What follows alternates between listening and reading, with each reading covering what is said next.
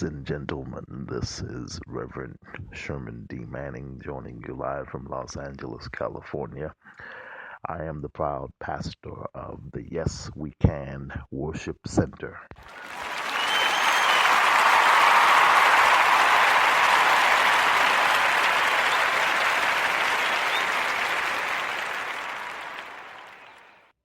Come see us this Friday night at 7 o'clock p.m. for our Friday night service. Yes, We Can Worship Center. People were telling me just yesterday that they were sick of politicians. One lady said to me, we need to shoot the politicians. She said that if she saw Donald Trump, she would. I said, no, let's have peace, peace, please. Listen, the audio is going to be kind of bad for a little while here because I'm doing some things, and what I'm trying to do is meet your requests. I have heard it from you all over the last few days because I was not podcasting as I should, but I have been through hell and high water these last few days, and have just not been able to do the podcast as often as I would like to do it. So bear with me for about 10 minutes. The audio is just not going to be what I would like for it to be.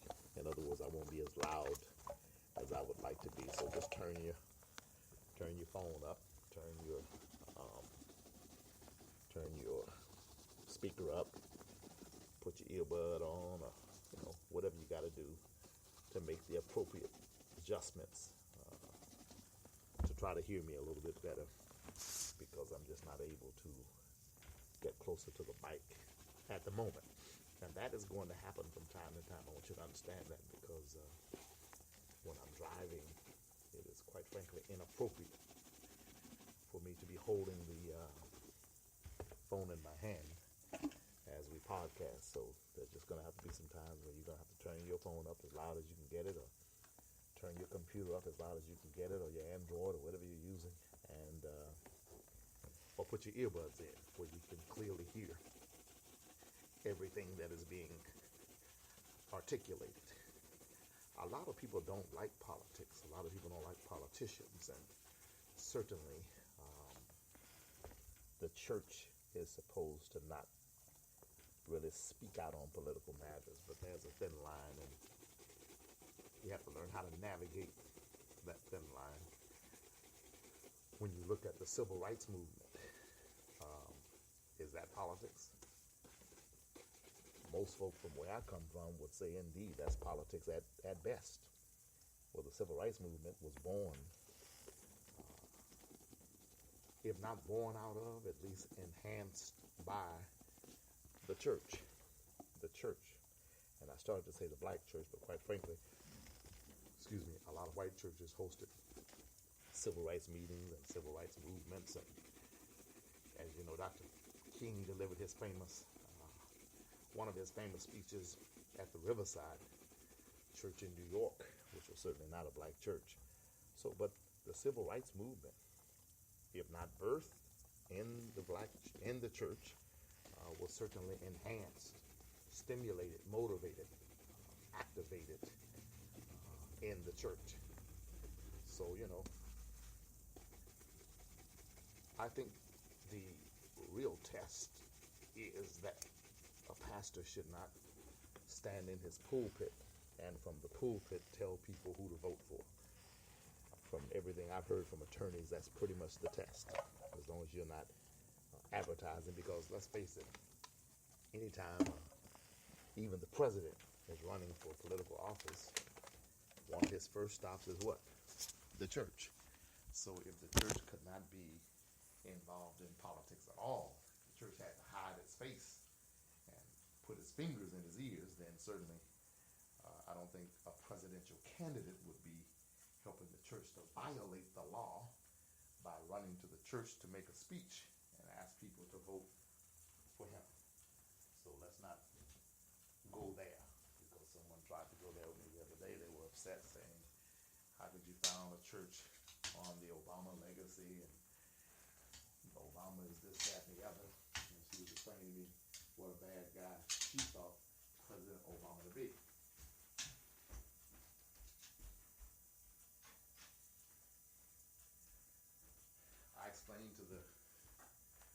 dear woman, the dear sister, that first and foremost, we don't worship Obama. We don't worship Obama. We worship Jesus Christ as our Lord and Savior. We don't worship any man. I love Martin Luther King Jr., and I certainly love and honor his legacy. But I don't worship Dr. King. I worship Jesus Christ. Okay? That's number one. Number two, there are several positive things about the Obama presidency and the Obama legacy, with which I agree. And we piggyback off of those positives. And it was an inspiration for the title for our church. But we didn't found a church to worship Obama. He's not worshipable, okay? And one could argue that you all worship Kim Kardashian and some of these other folk around here who are not going to do anything to help you.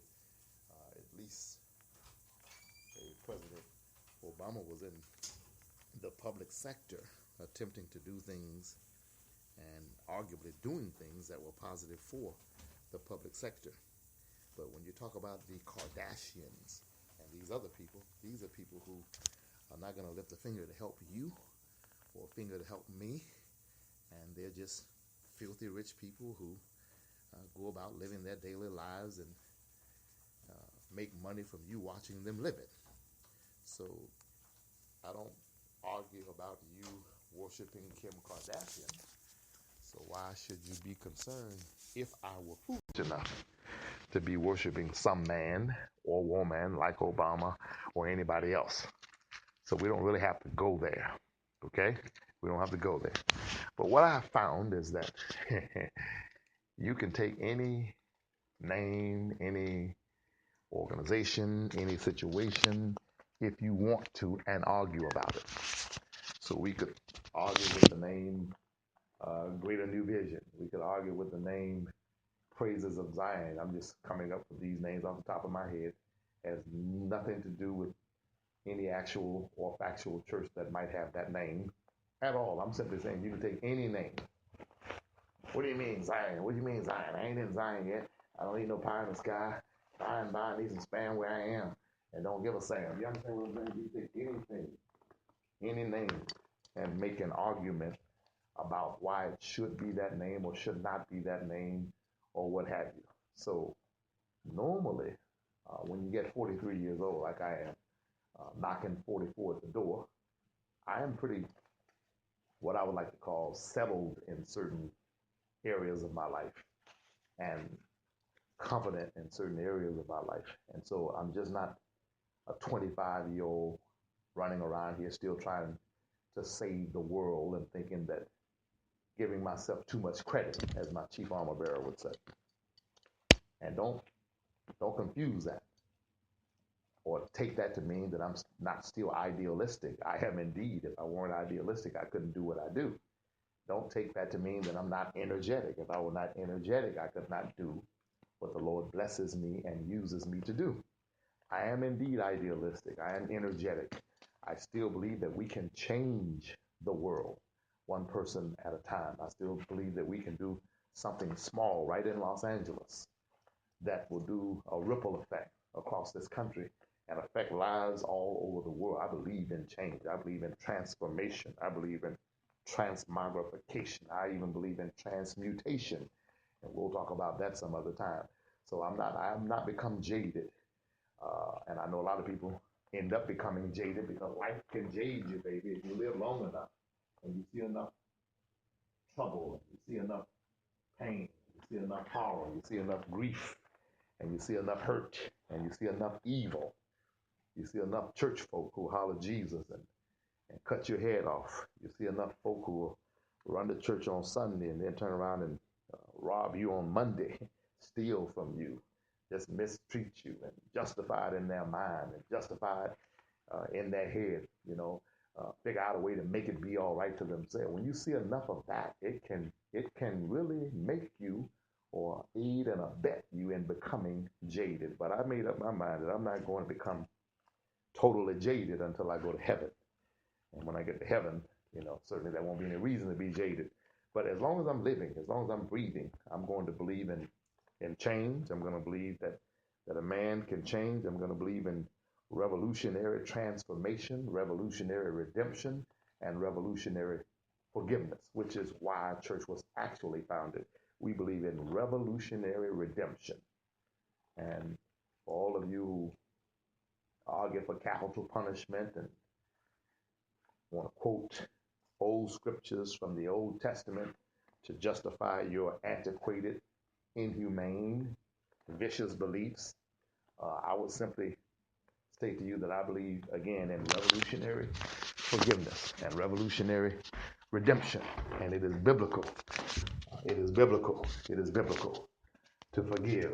To forgive. I don't care what they did. I don't care how bad it was. I don't care how bad it looked. I don't care how bad it seemed. That does not mean that they won't be punished. It does not mean that they shan't be punished. It does not mean that with my particular set of beliefs, they can't be punished or shouldn't be punished or couldn't be punished. It doesn't mean that at all. It just means that that punishment should not include capital punishment. It should not include what I call murder. It should not include taking of one's life. And everybody's entitled to their belief. Even those of you listening to this podcast, if you want to believe in capital punishment, you can believe it. It doesn't make you a bad person. It doesn't make me a good person. It just means that we disagree there.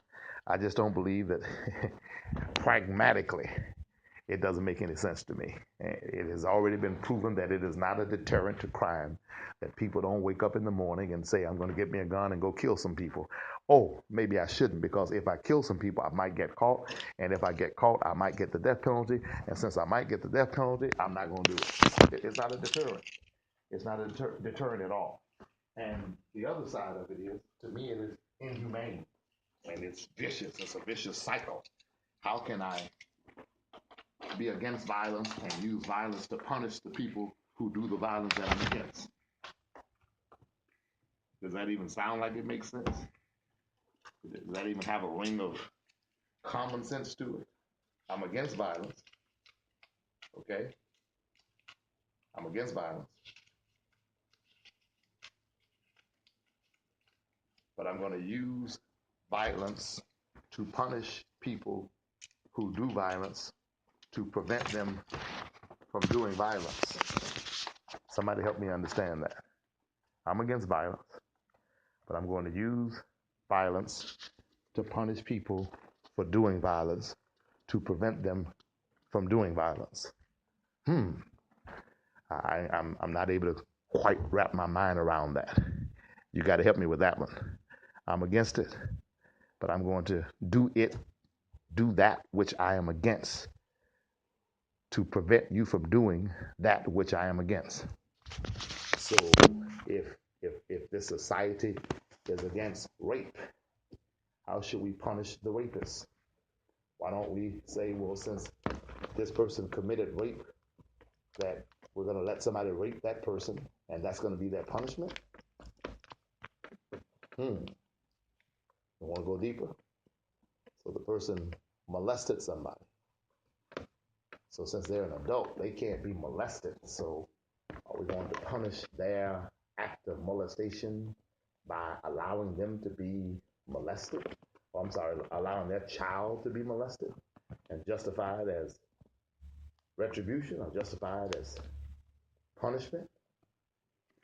Put the word criminal on it and call it justice? Is that where we're going to? Because I'm not able to wrap my mind around it. I can't. I am confounded by such beliefs.